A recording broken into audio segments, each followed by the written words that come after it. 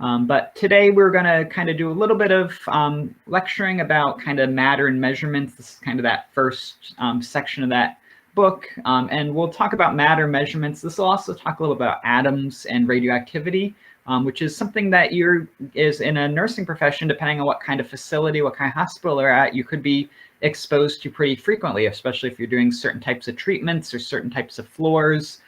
So safety with radiation is also an important topic.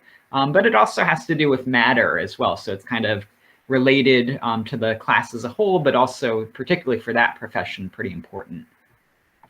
So when we're talking about when we're talking about matter, what we're talking about is it's part of the universe. So if you look at the universe as a whole, and you want to classify things, break things up into different categories.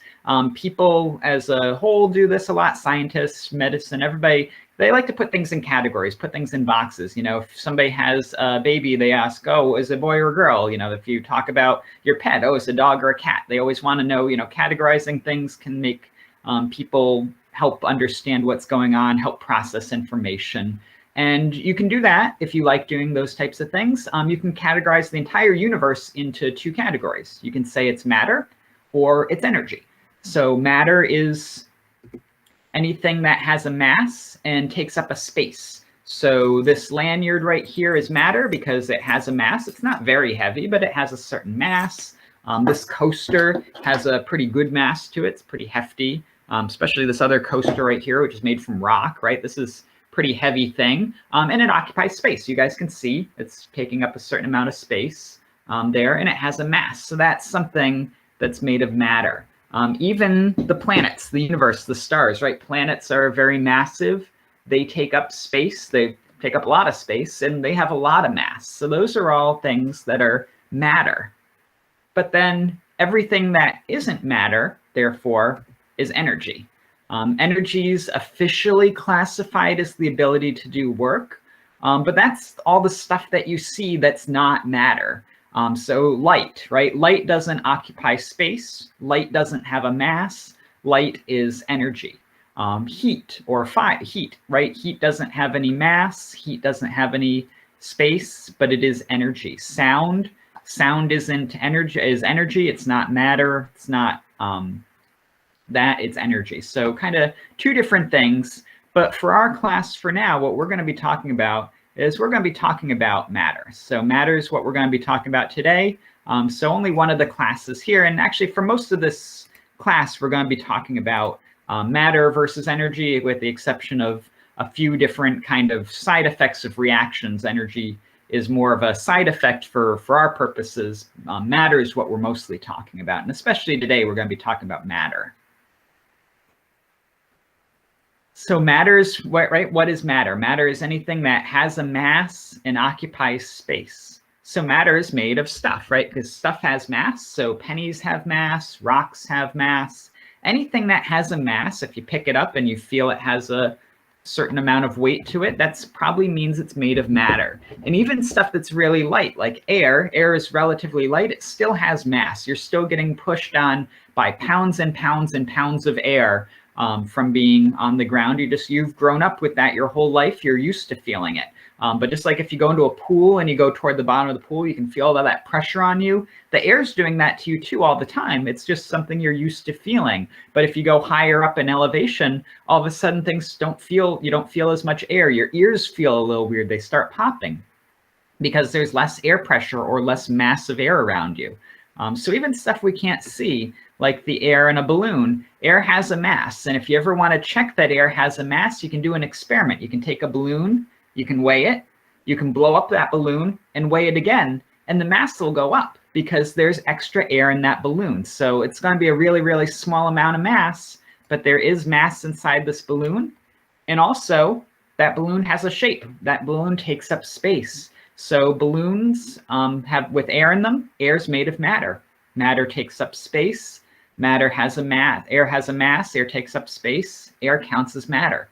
So does something like a penny or a rock or a piece of cord.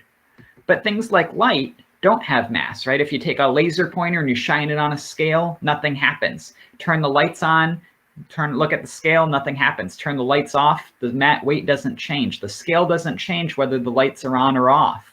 because energy, like light is a form of energy. It doesn't have mass because it's not matter. So energy, light is a form of energy versus things like air or rocks or pennies. Those are all made of matter. So we're going to be looking at the matter stuff. We're going to be looking at things on this side of the page. We're not going to be looking at energy too much today, but it is something to know is there. And energy can take up all sorts of different forms. Energy is light, energy is heat, energy is sound. So things like lightning is a form of energy. You can see up here, even just the light right here coming out of this bottle, that's a form of energy. The bottle is made of matter. The liquid or the chemicals inside that bottle are made of matter. But the light coming off of that bottle is energy. And same thing with this fire over here. The fire is a reaction. The reaction, the chemicals, everything on that table is made of matter, but it's also giving off heat. It's giving off light. If it's a really loud fire, it may actually be giving off sound as well. If you have a really big campfire, you hear all that whooshing and whirring and crackling sounds from that fire. And a lot of chemical reactions release energy. So energy reactions that release energy are pretty good for us. All of the metabolism that keeps us going, keeps us alive, like you all ate some food this morning. So everyone who ate food or had a drink or even just had some sugar from anything, maybe you had a little bit of orange juice or you had some coffee and you put some sugar or put some milk or cream in it. That sugar that you ate and any other food is being reacted inside of you right now, and it's releasing energy that's driving you to keep you going. So chemical reactions are going on all the time, and those reactions are really important for life. And the fact that they do give off energy is important for those living processes. And that's the whole metabolism. You can be a metabolic person. You can study metabolism. You study all the different types of chemical reactions involved in energy transfers. And that's a whole field of nutrition and science and medicine there. Not every reaction releases energy, though. Some actually absorb energy. They steal energy from the surrounding. Melting ice or a cold pack, right? Those things feel cold because they're absorbing energy. So energy doesn't have to be released. It can also be pulled in. And we'll talk more about this later on when we talk about chemical reactions. But just to kind of introduce the topic now, we'll talk about this again in about 4 more chapters when we get to chapter 4, when we start talking about reactions of energies again. But for now, just kind of introducing the idea of energy. It's something that releases. It's either in the form of sound or heat or light. And it's not matter. It doesn't have mass, doesn't take up space. So, right, you can kind of think of things like, right, so rain, right? How would you classify drops of rain, right? Rain's made of water. Water is much more on the kind of matter side. Versus in that same storm, right, we said the lightning, all that energy, all that light that's coming out of it, more of a kind of energy side here. And even things like the ground and the snow, right, those are more kind of matter like. Things like thunder are very loud, more energy-like. So that's kind of just some examples of things every day around us that we see from a storm. You know, kind of like the storm that didn't happen today, but, you know, maybe it's supposed to be bad later. So if you're in, you might want to make sure you're ready for the day in case it gets icy or anything.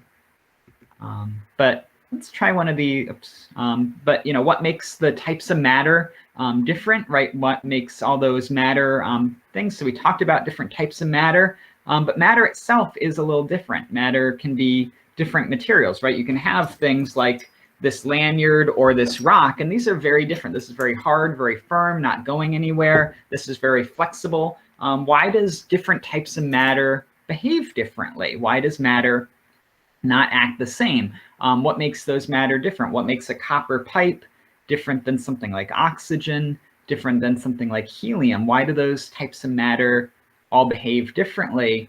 It has to do with the type of material that matter is made of and the different types of elements that's made of. Here's that question. So this was just kind of back to that previous slide when we were talking about how do you kind of classify matter. This is just to show you guys kind of what it would look like. So if you have your top hat things up, kind of the way this works is that, you know, we'll have during class, we'll have different kind of questions that show up. And I think a few people were able to get this to, so if you have this going, what it would do is it would kind of show up on your screen a little question about kind of how do you classify matter of this particular kind? And for this one, it was an A-B type of question. So if anybody's there, they could try to do it, and we'll just leave it open for a second. But it just shows this little thing here, and you would be able to answer kind of A or B for that. And then again, for those types of questions, when we do them too, as long as you're participating, you know, some people, you can get it wrong, it's okay. We just went over matter a few minutes ago, right? So it's not something you may have known before, but it's just kind of a way to kind of keep you thinking about it, so you don't know when the questions are going to necessarily be there, but you know, we'll try to do one or two each time related to some of the topics, and it just helps understand how people are doing. So if everybody's getting it wrong, it means maybe we have to go back and go over this a little bit more too. So it's a way of kind of keeping an eye on how well we're doing explaining stuff. So this was just an example of how a question can kind of come up during the class. So if you have your Top Hat thing, you can try logging in for next time, and we'll have these, or if you want to try logging in for today, but you got kind of the screen and the questions, and I'm just going to go through it, and then it shows us the right answer after it hits. And it gives a little timer. Normally we'll do these, I'll have a little timer going on the screen so everybody knows kind of how much time they have to answer the questions there. But we didn't have anybody respond today, so that's okay. And then here's another one, I'm just going to skip past it. So this was just another one of, you know, how you classify kind of lightning. So just like we did on the screen with just kind of drawing.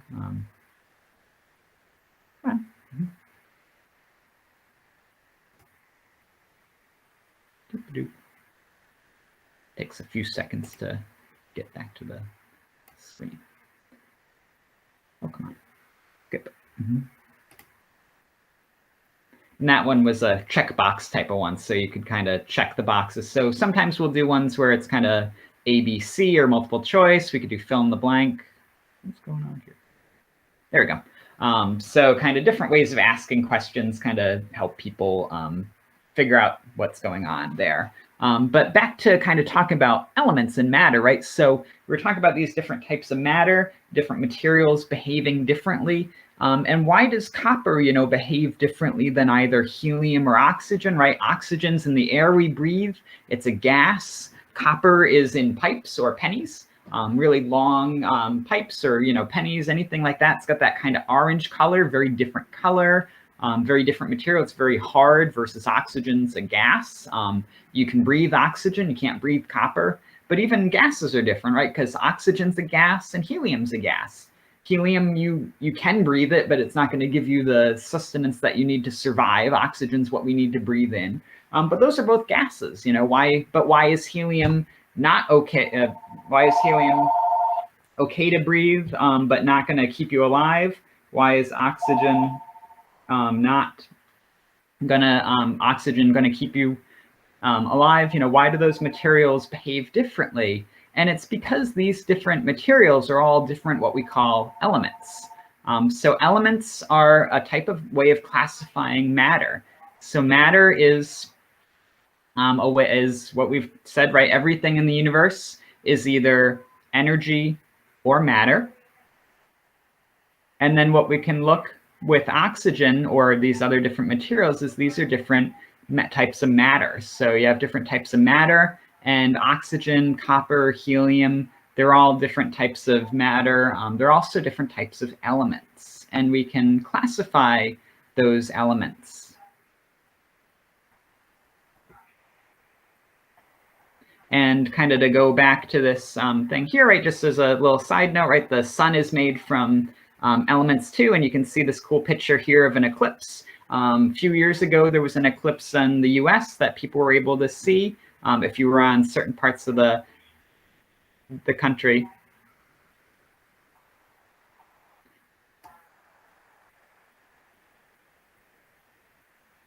And then you can look at these different ways of looking at the eclipse, depending on what city you're in. But if you ever want to see one and you weren't able to see that one in 2017, that was kind of one way of being in this spot. In New Jersey, we saw a little bit. If you want to see an eclipse before 2045, there'll be one in 2045 if you're along this path and see that really cool, watch the sun actually go away completely. You have to be ready for 2024, which is only a few years from now, but be in upstate New York, Western Pennsylvania, pretty much anywhere in Ohio, go down to Arkansas, go to Texas, and you can see an eclipse do that same thing. So mark your calendars, because it does, you know, takes a while to, you know, get there. But if you want to see this cool thing where the sun actually goes away, kind of like the moon does, you have time to do that in the US. You can always go other places too for that. But those elements, right, that helium in the sun, that oxygen in the air, those different elements, those are all different types of matter, and they all behave a little differently. The oxygen behaves differently than the helium or the nitrogen or the gold. Gold is also an element made of matter, but gold behaves really differently than copper or steel, right? Gold's a very expensive coin metal people want to have. Steel is great for building buildings, but people want gold. But what makes gold different than steel or iron is that the atoms in those elements are different. So if you were to take a gold bar and you were to kind of start cutting that gold bar up, maybe you want to divide it among different people, you could keep cutting that gold bar in half, and you could say, all right, everybody gets half, or everybody gets a quarter, and you could keep cutting that gold bar smaller and smaller and smaller and smaller. And eventually you would get to a point where you actually can't cut the gold bar any smaller, because you would get down to the atom scale. And, you know, maybe you get down to a couple atoms of gold, you know, like this little pile here, but you can't break an element up any smaller than its atom and still have it. So the smallest amount of gold you could possibly own is a single element of gold. So a single element of gold is the least, is the smallest amount that you can have. Can't have any more than that. Can't have any less than that, because if you go any smaller than this element, so if we're cutting this bar of gold, you know, down smaller and smaller and smaller, eventually we get to this little pile of elements right here, and you take a single element, single atom right there. That's the smallest we can get for gold. Can't go any smaller. If you try to cut this atom in half, you won't have gold anymore. You'll have parts of an atom, but it won't be gold anymore. It'll be something else. But the other thing about gold is that, right, there's an atom right here. There's also an atom over here. There's an atom over here, an atom up here. All those atoms pretty much look identical. So this atom over here and this atom up here of the gold, they're identical. So gold atoms all look alike, whether it's gold in a watch, gold in somebody else's watch, gold in the bar, gold in some kind of coin. All those atoms of gold are going to behave the same no matter where they are, because that's what tells the atom what makes it gold. The fact that gold is made of a certain type of atom means that every atom of gold behaves the same no matter where in the universe you have it, whether it's gold on Earth, gold on Mars, gold out in space. Everywhere you see that gold, it's going to behave the same, because the element that gold is made of, or that atom that gold is made of, has the same properties. So every gold atom you'll ever encounter has the same properties, and that is what makes that particular element behave the same way all the time. Gold is always the same color, right? Gold is always the same properties. Gold is always the same amount of bendability. It's always going to be that way. And same thing for things like oxygen. Oxygen gas, no matter when we encounter it, is going to behave the same way. It's breathable. It's got a certain density. It's got a certain properties. All the oxygen that you'll ever encounter is the same, because it's all made from the same atom. Every oxygen atom has the same properties, same identical. So this is just kind of example with the gold here. And gold atoms, actually, you can almost see. So, you know, we draw atoms as little kind of cartoons here because they're very, very, very tiny. But you actually can now, with technology, see atoms of very large elements and manipulate them around. So these are actually individual atoms. So these are individual iron atoms and individual larger atoms of titanium here that somebody's actually arranged using a special device that they can kind of edit. So you can actually kind of like engrave with atoms now if you want to be really fancy and really, really expensive. Ways of marking things that nobody can steal, like a barcode. But you can actually see atoms, but they don't look like much, right? This is an atom right here. It just looks like a little circle, which is kind of what this looks like on this page here, right? This is an atom. It kind of looks like a little sphere because you can't see the individual protons or neutrons or electrons, but we can see atoms. So this is the smallest amount of this particular material I can have, is one of these dots, or one of these dots over here. I can't break that dot any smaller, though. I won't have that element anymore. So elements, right, they all have these are made of, so the elements are a type of matter, and the different types of matter we can break down into elements. So if we had a pile of different types of matter, we could start sorting that matter. After we've sorted whether it's energy or matter, we can start breaking down the matter into its individual components. Is it copper? Is it oxygen?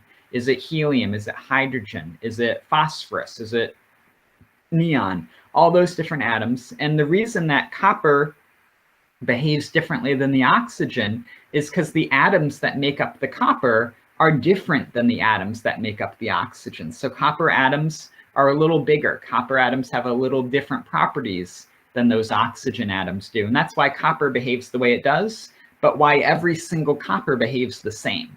And that's because the elements they're made of, or the atoms that element is made of.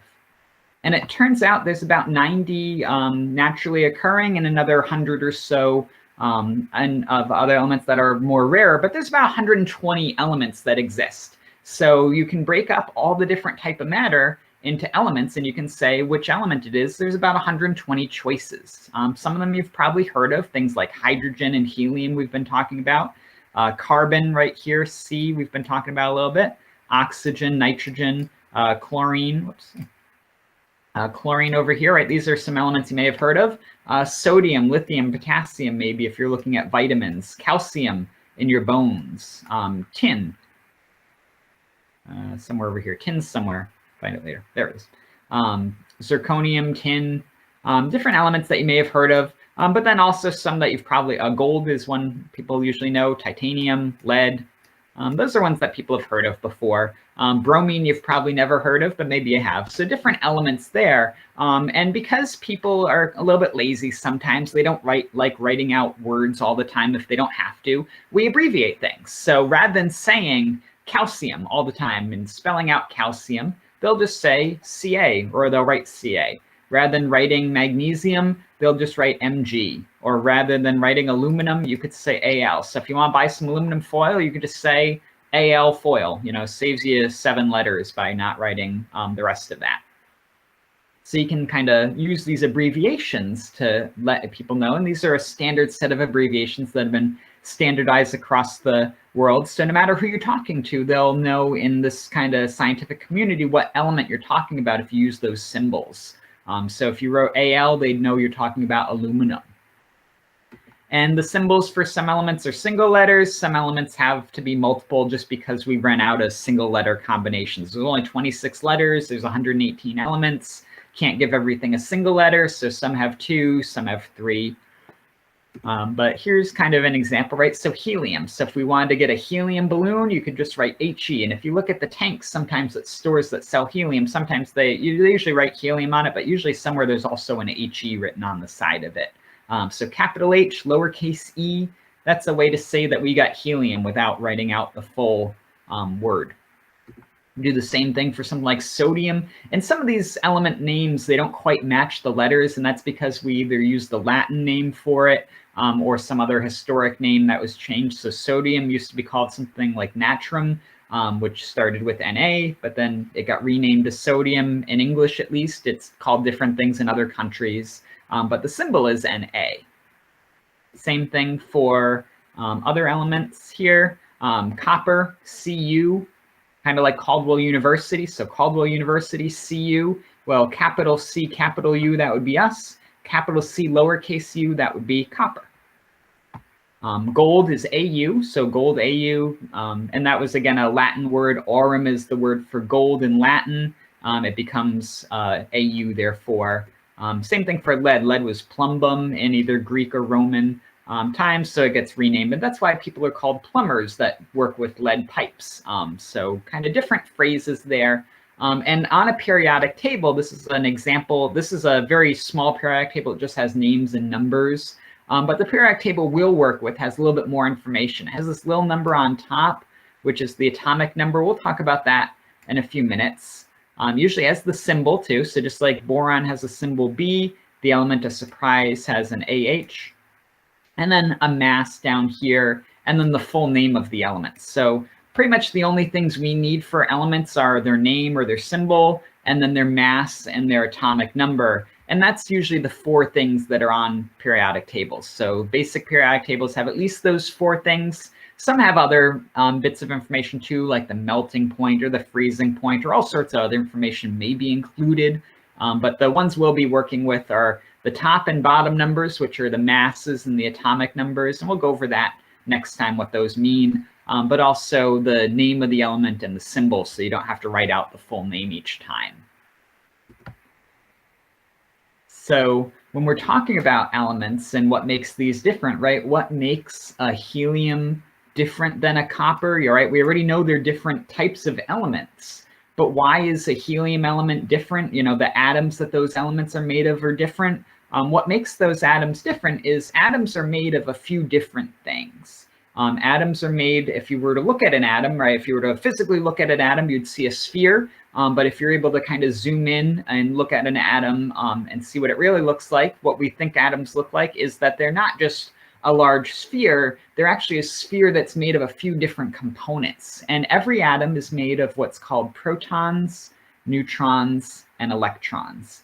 And the number of protons and neutrons and electrons changes with different types of atoms, but that's what makes atoms behave differently. So a copper atom has a certain number of protons and neutrons and electrons, and that number is different than the number of protons, neutrons, and electrons in something like a helium. And that's what gives those 2 atoms different properties, makes those elements different from each other. So these are what are called the fundamental particles, because everything, right, every atom's made of these, it's just different combinations. And the protons are what we'll talk about now for a few minutes. We'll probably talk about protons and maybe electrons before we run out of time. But protons are pretty much the most important in terms of those 3 particles, the protons, the neutrons, and the electrons. For now, the protons are the most important one in terms of atoms, because protons actually tell you which atom you have or what element you have. If we go back to our periodic table there, second, right, 118 different elements exist. And the reason those elements exist differently and have different properties is because they each have a different number of protons. If you have 3 protons, you're a lithium atom. And if you have 4 protons, all of a sudden you're not lithium anymore, you're beryllium. If you have 110 protons is a desmodium atom, 72 is a hafnium. So all these different elements, their numbers of protons are different, and that's the most important number in terms of elements. And that's how we arrange this table. This table is actually arranged by number of protons. So the ones up here with like 5 versus 54, they kind of go down this list. You kind of just go across like you're reading a book, and you go up as you go down and across the page, the numbers go up. And every xenon you'll ever see has 54 protons. Every helium you'll ever see has only 2.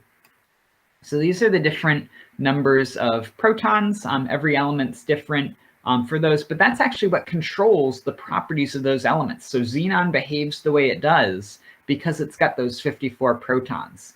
Krypton behaves the way it does because it's got 36 protons. The way those atoms behave is actually dictated by the number of protons they have. So proton number is really, really important. It's called the atomic number because it controls what element you have or what atom you have. So changing the number of protons will actually change your element from one type to another. So if you want to turn lead into gold, you got to change the number of protons in the lead until you have the same number of protons in the gold. And then your lead will turn into gold. It'll start acting like gold. It'll have the same behavior. But to do that, you'd have to add or remove protons, which is really, really, really hard to do, if not impossible. Very, very difficult task. That's why elements don't go changing from one type to another, because the number of protons is usually attached to those atoms. It doesn't go changing on its own. That's something you have to do with a nuclear reaction. So the proton number is important. And when you look at your atomic table, periodic table, proton number is so important that's that number right on top. So for lithium here, the atomic number or the number of protons would be 3. For this carbon over here, you can see in red I circled 6. So those are the atomic numbers of those 2 atoms. Lithium has 3 protons and carbon has 6 protons. So twice as many protons in a carbon as a lithium there.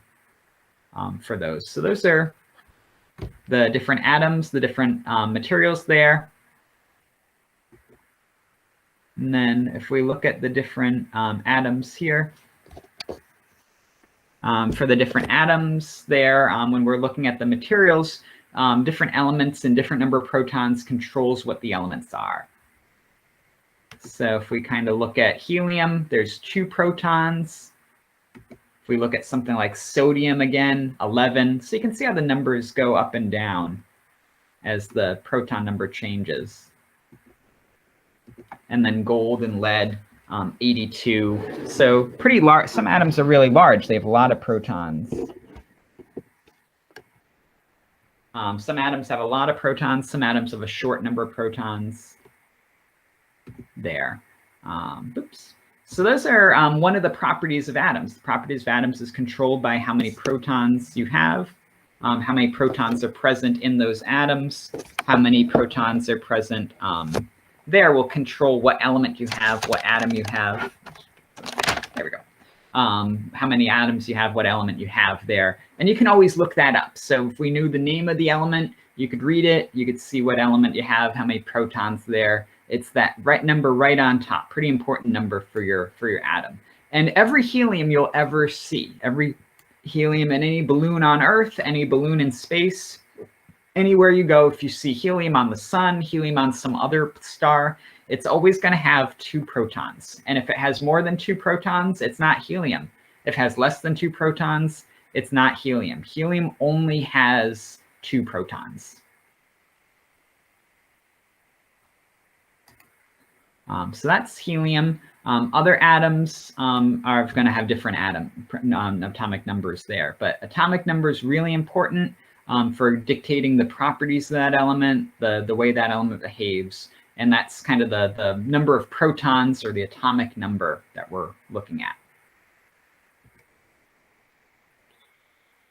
So that's the proton. A little bit more information about the proton itself is if we're looking at an atom and we want to know where the proton is, it's in the nucleus. It's at and it's actually in the center of the nucleus. So if you're looking at an atom as a big sphere, the nucleus there's a lot of electrons on the outside, and then inside the atom is this little nucleus, this little space right here in the middle.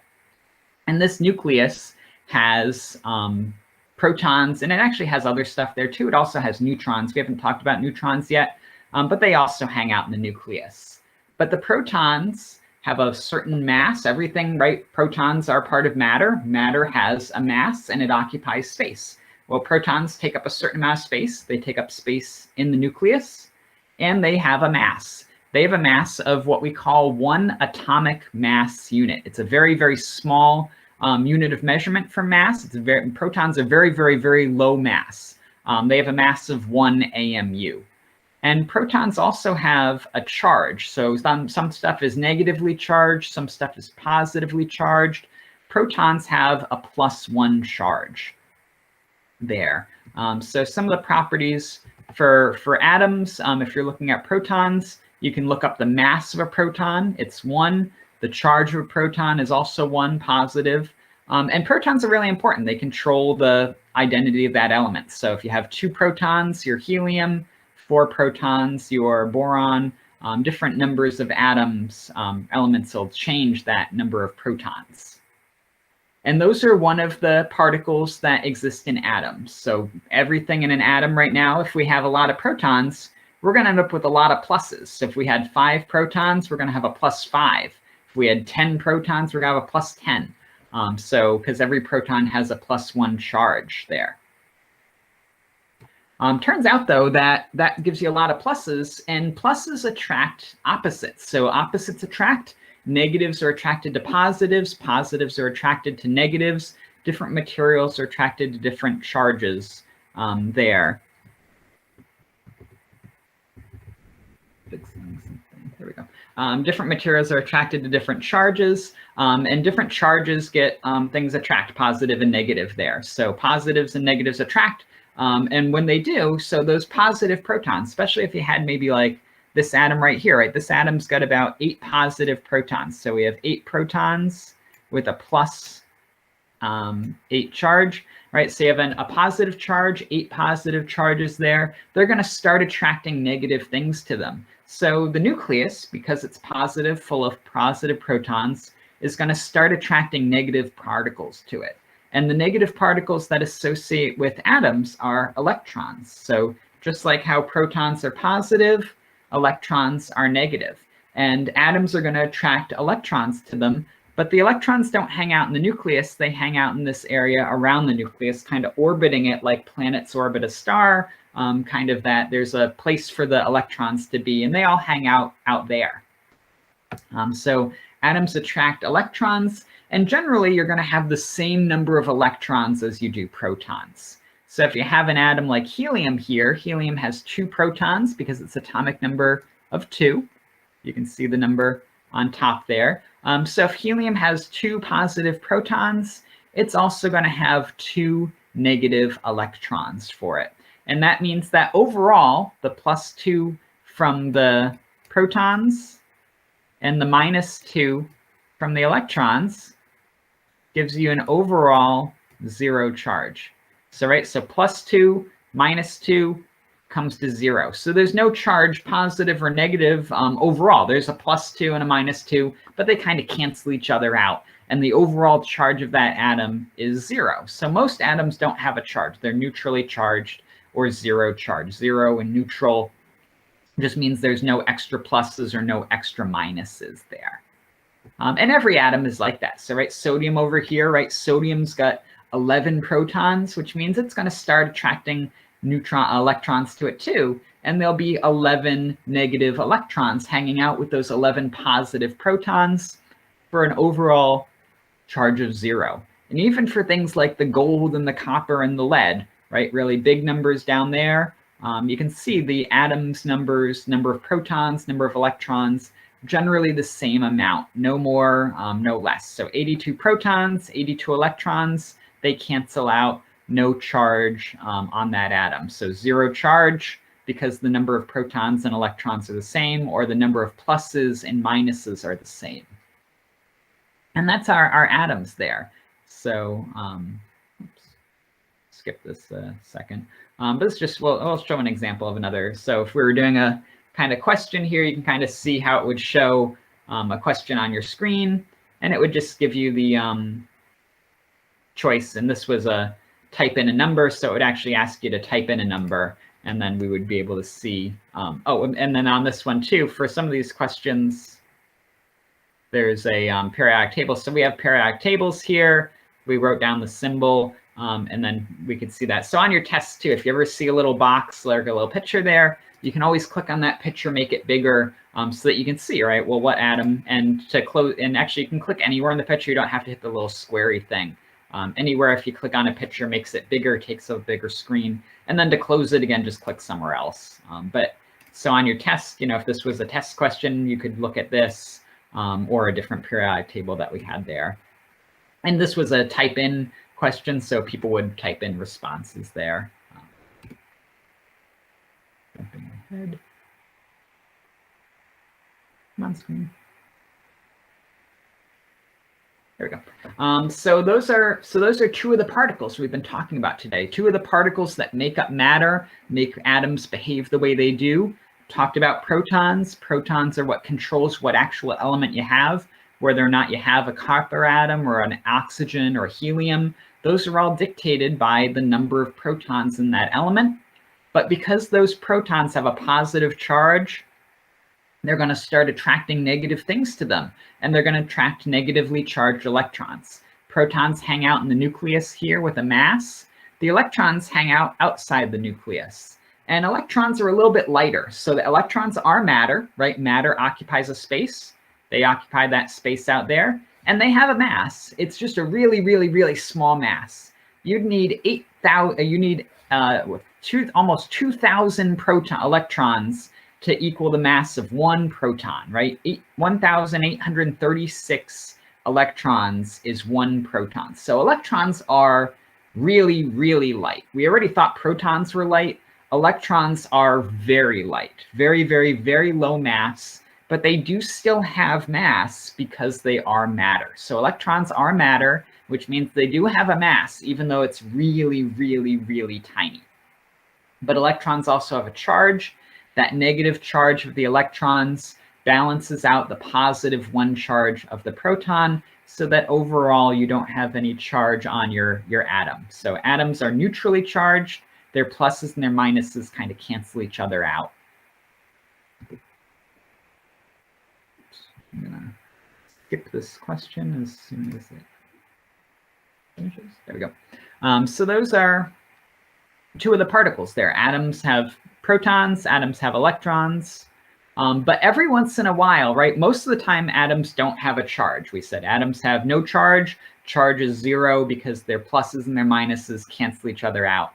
But sometimes elements do. Sometimes elements have too many electrons, or they don't have enough electrons, right? So if you have 10 electrons and 10 protons, overall charge is 0. But if you have 11 protons and only 10 electrons, now you have too many pluses. Or if you have 11 electrons and only 10 protons, now you have too many minuses. So having too many protons to electrons or electrons to protons means that there is going to be a little bit more plus or a little bit more minus. And those atoms have a charge. And to let you know, because we like to give things different names, atoms that have a charge are called ions. It is an element. It's an element, just like a copper is an element. But a copper with no charge is a 0. A copper with a charge is a copper ion. Or if you look at your phones or your devices that say they have lithium ion batteries, that means that they have lithiums with a charge. Lithium ions are great energy sources, great way of storing electricity and power, so we use those. So the charge of an atom we can figure out. So if we have an atom and we know its atomic number, so lithium, for instance, lithium has an atomic number of 3. And lithiums have 4 electrons for lithium ions. So 3 protons minus 4 electrons is equal to -1. So a lithium has a -1 charge, or a +1 charge if you had it the other way around. But if you had an atom with 3 protons, 4 electrons, the overall charge of that atom would be -1. So we can figure out what the charge is. And because we have more electrons, right, more electrons than protons, we have a negative charge. If we had something else, maybe if we had a sodium, sodium has 11 protons. Let's put that there. And this sodium atom maybe has 10 electrons. We'll give it 10 electrons. So how many electrons do we have? 10. So number of protons minus number of electrons, 10. And if we did that math, we would get the number +1. So this particular atom has an ion charge of +1. So whenever you have an atom, if they tell you how many electrons it has, and they tell you how many protons it has, you can figure out if it has a charge. You can figure out if it has a charge that's positive. That means there's more electrons. You can figure out it has a charge that's negative. That means that it has, negative means there's more electrons. Positive means there's more protons. Whatever one has more of is going to control the charge. So that's the way we can do those calculations there. And usually what they do is, rather than just saying that this is a sodium atom with 10 electrons and 11 protons and a +1 charge, usually they do things like they write the symbol and then the plus sign after to let you know the charge. So this is a sodium atom with a +1 charge. This is a magnesium atom with a +2 charge. Charges don't have to be positive, though. They can be negative also. Chlorine could have a -1 charge. This fluorine also has a -1 charge. So these are 2 different elements, but they both have the same charge. They both have a -1 charge. So this is a chlorine ion, which is a -1 ion. This is a fluorine ion with a -1 ion. So 2 different ions, both with -1 charges, but they're 2 different elements. Chlorine and fluorine are different elements. We can tell they're different elements by seeing they have different symbols. We can also see they're different elements by looking up their atomic numbers. Chlorine has about 17 protons. Fluorine has about 9. So those are two different elements because they have different numbers of protons, and that's going to make them behave differently for properties. You don't have to have -1s or +1s. You can also have charges that are bigger than that. You can have charges like +2 or -2, +3, -3. All sorts of different charges can exist. It's just the number of protons minus the number of electrons. And if you have more electrons than you have protons, then you get a negative charge. If you have more protons and less electrons, you have a plus charge. So you can have charges that are positive, negative. Very important for charges. Charges are involved in salts and in ions, regulation of your heartbeat and the ability of your brain to send off signals. Electricity, neon signs have charges, just regular lights have charges. The batteries in your phones uses charges and charged ions.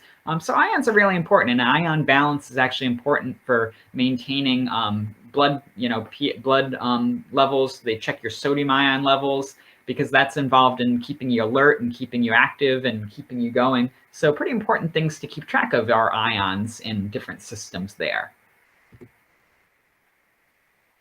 Let's just kind of look at a few different ones here, right? So if we were to look at these different elements, we could actually write out what kind of ions they have.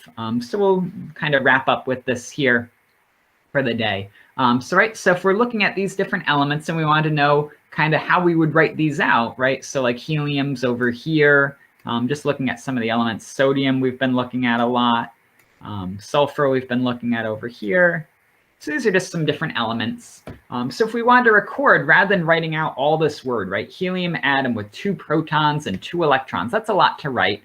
So rather than doing that, we might want to just write the symbol of the element. Symbol of the element is He here. And helium actually doesn't have a charge, right? Helium is 2 protons, 2 electrons. 2 protons minus 2 electrons gives you an overall charge of 0. So no charge there. But for the sodium, with 11 protons and 10 electrons, 11 minus 10 is +1. So we could write that as Na plus or Na plus 1. You'll see that actually written both ways. So you may see it written as Na either +1. Some people write it the other way around, Na 1 plus, kind of depends on what they want to focus on. Or they'll just write Na plus. So 3 different ways of saying the same thing. A sodium atom that has 1 less electron than it should is an Na, and it has a positive charge. And you'll see it written all 3 ways there. Sulfur, we can do this calculation too, though, right? We know sulfur is supposed to have 16 protons, and sulfur is right here, S. So we subtract 16 minus 18. That comes out to -2. Which means that that sulfur ion has a -2 charge. And we can write S-2 or S2-, depending on which way you like to write those. Those are both ways to write the response there. So those are some atoms. And then we can do the same thing for the gold, right? Gold 79 minus 75 is +4. And 82 minus 86 is -4. So those atoms both have charges of 4. But one is +4 and one is -4. So it is important that you make sure you include that plus or minus sign, because you don't want to just say it's a charge of 4. Do they mean +4 or -4? And that can make a big difference because positives attract negatives and positives repel other positives. So if you have 2 pluses together, they're going to move away. If you have a negative and a plus, they'll come together. So knowing the charge, is it plus or minus, is important for those. So we want to know what charge it is, both the magnitude and the direction, plus and the number. Just like you would give units of measurement, you would say the number and the unit. For charges, you got to give both the positive or negative sign and the number. You can't just say it's positive. You can't just say it's 4. You got to say it's +4. So that's a good spot. Just to wrap up, we'll mention neutrons, but we'll talk about neutrons next time. So the last particle that we'll talk about in class on Thursday is the neutron. And neutron is just another atom particle that helps keep the nucleus stable, but it doesn't have a charge, so nucleuses don't control the charge. The charge is just the number of electrons and the number of protons, and then the atom itself is the number of protons. That's the atomic number there. So those are the numbers we're going to be looking at. But there's also these other things in the nucleus, these neutrons that we'll talk about in class on Thursday. Neutrons are important for kind of keeping things stable and keeping the nucleus from falling apart. And they give a little bit of mass to the nucleus too, so it's able to move around a little bit more slowly and behave with stability there. But we'll talk about that next time because that's its own kind of chapter of talking worth of stuff. But that's a spot to stop today. I'm just going to make this window a little bit smaller so I can see everybody. But did anybody have any questions about anything they wanted to ask about or any thing they wanted to know about or clarify? I was Yep. I was confused on how you find electrons, like the number of electrons. Oh, the number of electrons. Yep. So, so yeah, when we have the numbers of electrons, we'll give it to you usually. So, so the atomic electron numbers. Just put this page here. Get a bigger periodic table. So you can always get the periodic table, the number of protons, because that's always available. The number on the top there. They don't tell you the number of electrons in the periodic table. But we can, if you know that the atom has no charge, then you know the proton and electron numbers are the same. And if not, we'll usually give you the electron numbers and have you figure out the charge instead. So for like when we're kind of doing the, like these little calculations here, when we're asking kind of what's the charge of the atom, somebody would have had to told you the number of electrons. So we can always look up how many protons a sodium has because we know what it's sodium. But for the electron number, it's just something that they'd tell you. So maybe they say this particular sodium has 10 electrons or this particular sodium has 7 electrons. They'll always give you those numbers usually. So electrons is something we have to kind of look up or be told. Protons we can look up, but electrons we'd be told. Thank you. That makes a lot more sense. I thought we had to find the number, and I was like, wait a minute.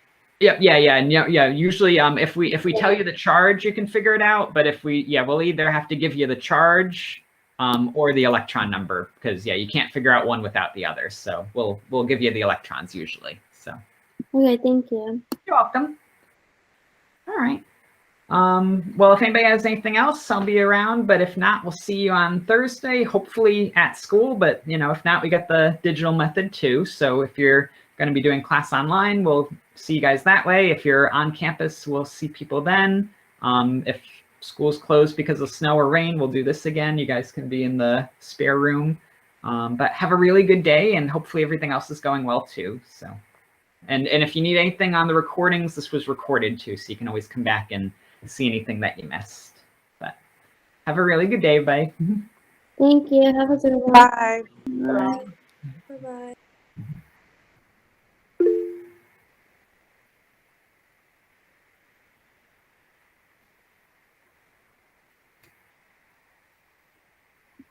Excuse me, Professor. Yeah.